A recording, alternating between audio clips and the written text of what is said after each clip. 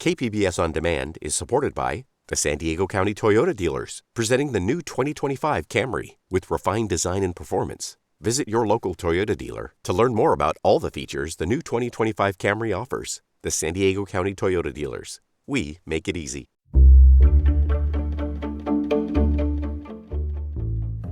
Good morning, I'm Debbie Cruz. It's Monday, March 17th.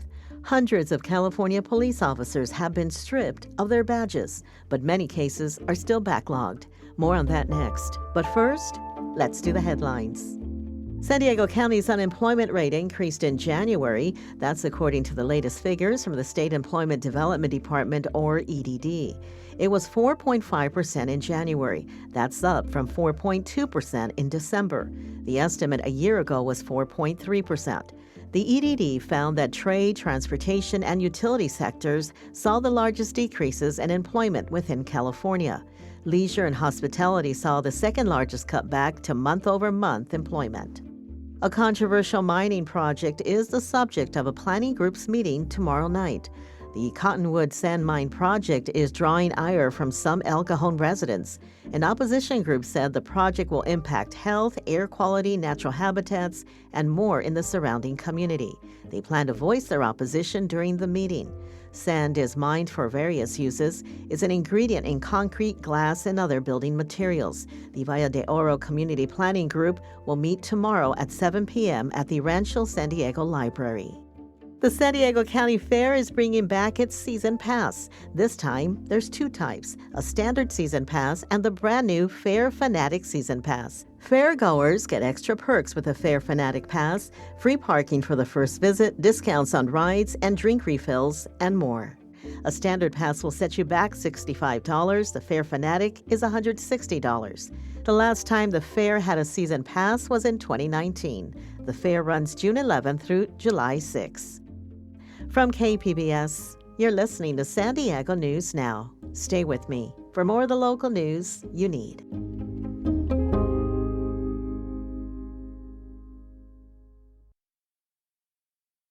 KPBS On Demand is supported by Paint Care, offering households and businesses in California more than 800 leftover paint drop-off sites for recycling.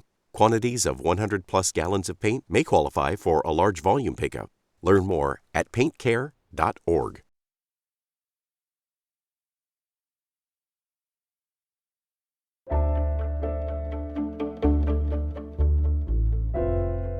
Hundreds of officers in California have been stripped of their badges in the last few years for serious misconduct. The offenses range from sexual assault to excessive force to racial bias. Investigative reporter Scott Rodd says there are still thousands of cases that need to be reviewed. 23-year-old Amari Johnson was waiting for some friends outside of an apartment building in La Mesa when Officer Matthew Dagus started questioning him. This was in May of 2020, just 2 days after the murder of George Floyd in Minneapolis. And what happened next would become a local flashpoint in the broader reckoning over racial justice. Johnson, who was black, answered the officer's questions. That's when Dagus, who was white, grabbed Johnson's shirt. The exchange was captured on the officer's body camera. You look goofy as hell, bro. Stop touching me, bro. Obviously, nobody's going nowhere. Hey, what'd I tell you? I told you. Dagus then pushed Johnson onto a concrete bench multiple times before arresting him. I have no reason to be detained by you, bro. Sit down. Bro, stop. Sit down. Bro, you see your bro? Sit down, dude. Bystander video of the incident went viral. Days later, the city of La Mesa was engulfed in protests that turned into riots. Johnson was never charged. Dagus, meanwhile, was fired after an internal investigation found he made false statements in his arrest report. Then, last year, he lost his statewide peace officer certification for good. That means he can no longer be a cop anywhere in California. Dagus did not respond to multiple requests for comment. Johnson recently told KPBS he was relieved that Dagus had lost his badge. Knowing my experience with him, he was just going to go ahead and do the same thing to somebody else in a different area. Several years ago, state lawmakers created a system for decertifying officers who commit acts of serious misconduct or are convicted of certain crimes. The law aimed to address the so-called wandering officer problem, where some cops would bounce from one department to another, leaving behind a trail of bad behavior. We're hoping to bring forth a fair and equitable and transparent way of removing officers who have broke public trust. Stephen Bradford is the former state senator who authored the legislation. California, at the time, was one of few states without a decertification process. Bradford says the state needed to catch up. There's bad doctors, there's bad teachers, there's bad elected officials. We have to accept the fact that there are bad police officers. The decertification system launched in 2023. From the start, it was inundated with misconduct reports and complaints. Some incidents went back decades. So far, the state has decertified nearly 300 officers. Many others have had their certifications suspended while being investigated. So accountability under the law is happening, albeit slowly. There are still over 18,000 open cases. And so that's just a massive number of reports to sift through. Anne Marie Del Manayo is with the California Commission on Peace Officer Standards and Training, or POST. The commission is in charge of both certifying and decertifying officers, but POST has struggled to hire investigators. That's created a backlog of cases. The result could mean justice delayed or justice expired. The concern with that is that we have a statute of limitations. We have 3 years within which we have to complete our review and make a determination. If that statute of limitations expires, bad cops might remain on the force. Del Manayo says POST is working to make the process more efficient, but police accountability advocates are worried. Michali Woodson is the legal director for the San Diego-based organization Pillars of the Community. Any step towards holding those bad actors accountable is progress. But I do know that there's so much more that needs to be done. Woodson says any delay in punishing bad officers could further erode trust with communities that already distrust the system. Scott Rodd, KPBS News. If you have a tip for the KPBS investigations team, you can send an email to investigations@kpbs.org or message them on our secure signal line at 619-594-8177.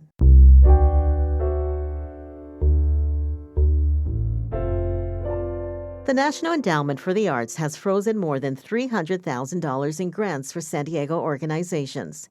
Reporter Katerina Portela says that uncertainty has put the local arts community in limbo. In San Diego, art is everywhere. Plays, orchestras, dance classes, and cultural festivals shape the city's creative landscape. Many of the organizations behind these events rely on federal grants. Now, that funding is at risk. Last month, the National Endowment for the Arts canceled upcoming grant applications just a week before the deadline. They have been rescheduled with new rules, including a ban on DEI programs. Then, grants set to be released this year were put on hold. Diana Dumel is the director of local organization Bodhi Tree Concerts. This was actually our third National Endowment for the Arts grant. So, it's a really big deal to a small organization to get that grant. Dumel's program was set to receive funding for an opera co-written with children, offering students a behind-the-scenes look at playwriting. Unfortunately, I think arts funding has been on the chopping block many times throughout our history. Without these grants, organizations must turn to other sources, like philanthropy or city funding. And with San Diego Mayor Todd Gloria announcing a budget deficit and potential cuts to city programs, the stark financial realities we face today will be a true test of our resolve. Arts funding could take another hit. Even if we lose our federal funding, we need to find ways to just keep telling the stories of all of us. Arts leaders remain hopeful their programs will survive with donations and smaller grants. But this year, San Diego's art scene will feel the strain. Katerina Portela, KPBS News. The Poway Unified School District Board voted to eliminate dozens of staff positions last week. Education reporter Katie Anasta says board members and staff agree the need for more student support remains as one-time funding runs out. The list includes counselors, special education staff, and those who work with English language learners. Beth Wells Whitwam is a student services assistant. She says she helps students resolve conflicts and cope with their emotions. In all my years, and especially after COVID, I see the students needing even more support in their days at school. The district is facing a $10 million deficit. Along with the loss of COVID funding, enrollment and birth rates are declining.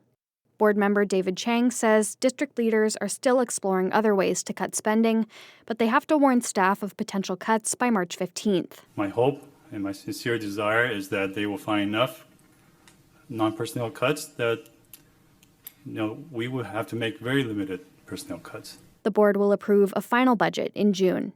Katie Anastas, KPBS News. Former U.S. Surgeon General Vivek Murthy called loneliness an epidemic in this country, a condition that could lead to all sorts of health problems. Reporter John Carroll talked to one San Diegan who created an app to deal with her own loneliness. I was really lonely, and I tried to make friends in multiple different ways. It was hard putting myself out there and not knowing what to expect. We met 24-year-old Maddie Reese on a rainy day in Balboa Park to talk about her journey out of crippling loneliness.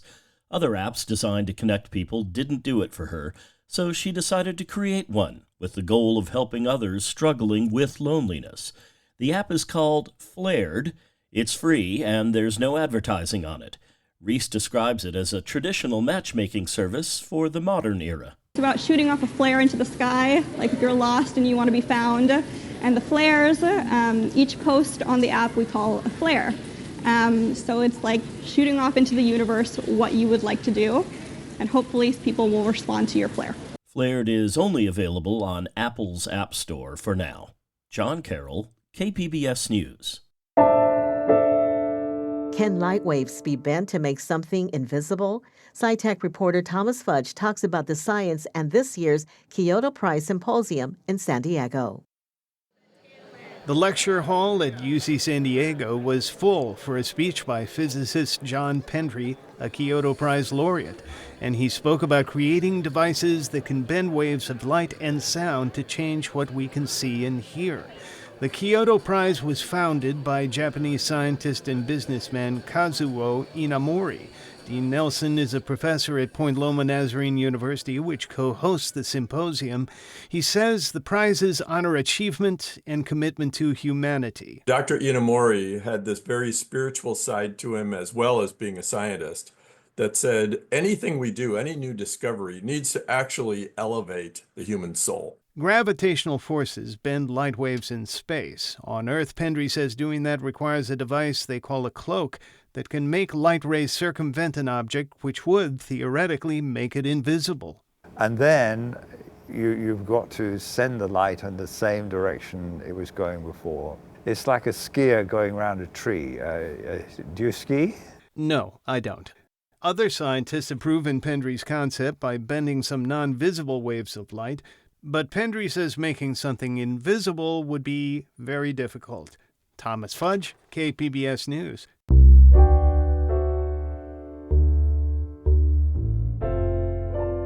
Happy St. Patrick's Day. There's many events happening all over the county to celebrate Irish heritage. Irish bars like the Old Sod, the Field at Poway's Irish Pub, have celebrations planned today. If you'd rather make your own drink, the Seasons Restaurant has a St. Patrick's-themed cocktail class tonight at 4 p.m. And Celtic band Highland Way will play the California Center for the Arts. The band is known for playing across San Diego County and has roots in both Southern California and Scotland. Here's a little sample of one of their songs. Have you seen him on the corner, and his lip would reach the pavement? He's been hiding from his razor. Is he not an awful sight? Find more events at kpbs.org/events. Had he gone and asked his father, I'm sure he'd set him right. That's it for the podcast today. As always, you can find more San Diego news online at kpbs.org. I'm Debbie Cruz. Thanks for listening, and have a great Monday. If you're gonna love a woman, be sure and do it right. Now on the finest podcast, the NPR Tiny Desk Contest, we bring you the history of the concert series and the competition, and hear from the artists behind our favorite local entries. Listen now wherever you get your podcasts.